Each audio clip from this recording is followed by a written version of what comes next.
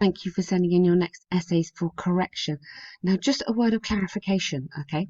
We send you all the titles at once, but please only complete one task 1 and one task 2 each time, okay? Because what you need to do is to look at the corrections and then do the next essay. So then you learn from the corrections, okay? Really important. You have the titles, but please only send me 2 at a time, not 4. Okay, otherwise this is just very long for you as well, and it's more difficult for you to understand what I'm saying. So here, nowadays, some argue that democracy is under its biggest threat. Some argue it's due to capital markets. So it's a discussion essay. What do you think? You do need to address both sides of this. You do need to talk about both problems or both issues. So this is one side, this is the other side, and then what do you think? It's a very difficult essay. I think it's one of the hardest, especially if you don't really read much about politics. It's super hard. Anyway, here we go. There are people who believe that democracy has been gradually weakened, as endangered, particularly in this area. Which area? Oh, this era. Okay.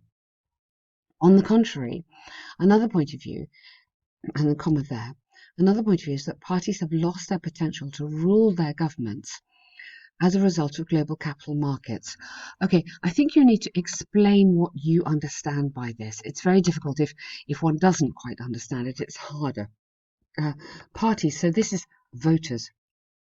This is this is the electorate. So this is the people who actually vote. So I would say here voters, members of the public, have lost control to rule their governments. It's not rule their governments, it's almost like influence their governments, a result of the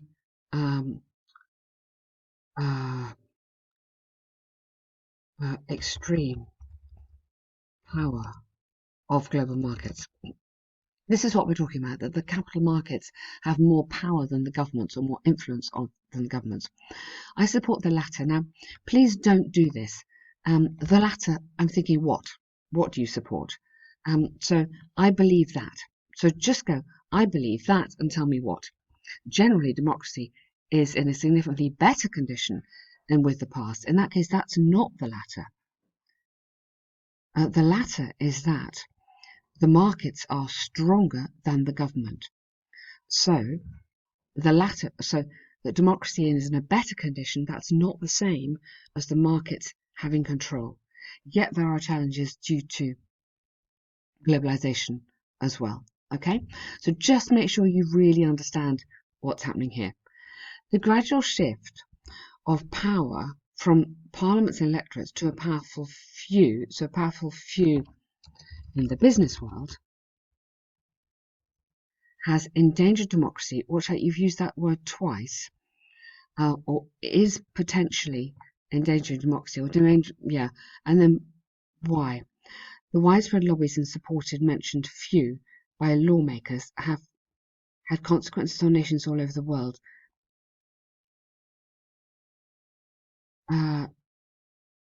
What do you mean there? Have a consequence on monopoly and tax evasion. Can we name, for instance, good examples there? Widespread lobbies and not quite sure what you mean by there. Have a consequence in all nations. This minority, maybe because of, enabled, because of the support of authorities, are influencing, or having influence, you'd have to say, are having influence both on vital decisions and on the way they are carried out. Good, or implemented is another nice word. Tax evaders, for example, commas there in the for example, could cause, remember our modal verbs, could cause revenue to be less than enough, which leads to deficits negatively impacting on key services such as healthcare. So good to kind of tell me, remember how you develop it nicely, tell me what problem that might cause. Subsequently, these shortages may affect citizens' standard of living, apostrophe there, as the government might not be able to provide them with proper facilities and services. Good, okay, I get where you're going. Well done. You're doing well on this because it's difficult. Just a little bit of a clarification there, but you are arguing this clearly, which is good, and the vocabulary is looking excellent. Well done. On the other hand, the current century compared to the previous one, the world has witnessed a significant increase in democracy, especially under certain euros like the Eurozone. And you'd have to put capital letters in here. For example, even in kingdoms, capital letters like the UK,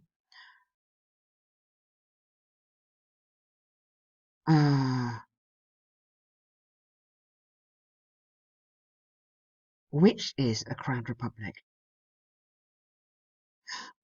I would forget about the republic, but I would just go where the majority of decisions are made by parliament members who are chosen through elections. In spite of this progress in democracy, global markets have become more influential on countries, literally because of the enormous power and corporate value they yield. This means how much they have. For example, in the economic competition, the currency of some countries, and even in the economic competition, in economic, not the, just in economic competition, good. The currency of some countries may tumble, which might restrict the ability of an electorate to rule the government. They might have a qualified. Yes, I get the currency, but it's not really the electorate. The ability of the electorate to trust the government, maybe. Trust the government to rule. So it's, do you believe your government? This is really what we're talking about. Do we believe the government? Trust the government to rule, no matter how qualified they might be. Just put they instead of that. In summary, in my opinion, our area has reached a high level of democracy or democratic government. Democratic government. Sorry, government. Oh, come on. Systems. Nevertheless, globalization would have to be has led to a very competitive, pressing global capital market structure, under the pressure of which the electorate have lost their, pure authority. Okay, I feel this is a little bit repetitive of this final line there, but I think you've done a very good essay because it is incredibly hard, this. So congratulations, Dina, I'm going to say on that one. A few little things I'm not sure about, but to be honest, I really don't think I could have done this, and I understand it, and I'm English speaking, so I mean, hey, really, really well done. I don't quite remember which task 1 hooks up with this essay, but let me do a task 1 for you now, and then, number 1, he got it, and then I'll pause, because otherwise the recording is too long. So this is quite a long answer. 2 to 5 words you've got here. I strongly suggest you don't do more than 170 because task 2 has many more points than task 1. I think you know that. So focus on the task 2, go for 170 words on this. You've got 3 to compare. We've got changes over time, 14, 16 and 18. And we can look at the groupings here. This is really important. Look at the groupings, how they've changed over time. So you've got, for example, here geography, which falls dramatically there and then increases again. You've got PE, which is pretty big all the way through. You've got this one here, tiny history, growing in relevance. So these are the kind of comments we want to be making. So the pie chart illustrates student subject preference at school in Germany, comparing 3 different years, 2-year interval, lovely. Overall chemistry, so capital letters for all the subjects here.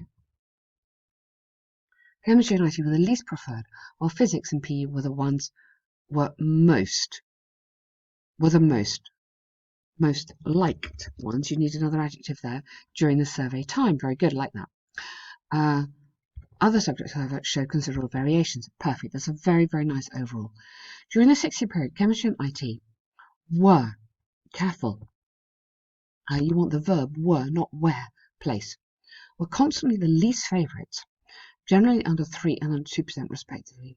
In contrast, so on the contrary or in contrast, PE made up nearly 1/3 of the chart in all years surveyed. Good. From 2016 to maths remained the same at almost 10%. Likewise, biology did not show any significant changes. Good. The most striking growth was witnessed for history, rising, so not raising, just rising, from less than 2 to near 20% by 2016. Again, rather than having on the contrary, join it together. Just use this lovely one. Whereas, this is such a good one. Whereas geography had a significant fall from 1/4 to almost 4%. If you start in fractions, stay in fractions in a sentence from a fourth to a something. Yeah, don't switch in the sentence. It is confusing. So just if either go fractions or go percentage inside one sentence. Physics remained the same, making 1/4 of the chart, so did biology. Okay, you probably don't even need that because you've given me a lot of detail already. Remember, you can't include everything. You just have not got time.